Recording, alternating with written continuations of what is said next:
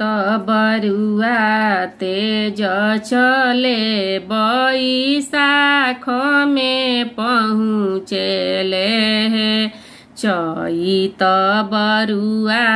तेज चले बैसाख में पहुँचेले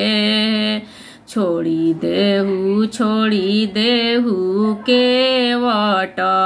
हमके पार उतारी देहु है छोड़ी देहु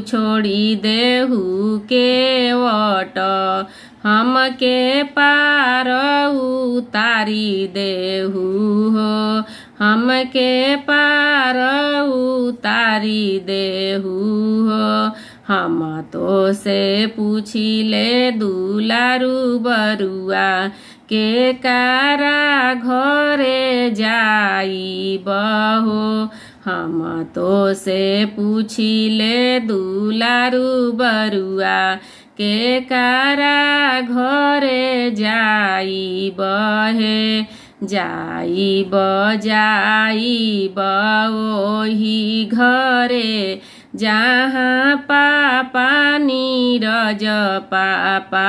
है जाई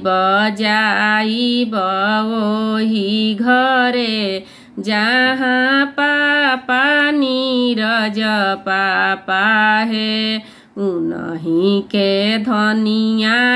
अपनिया माँ सोनावा भी छाडली है नूह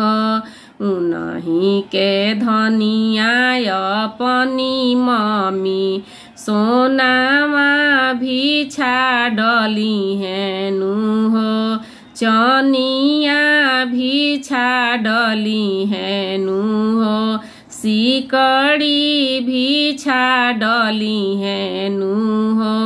सिकड़ी भी छाडली है नूह।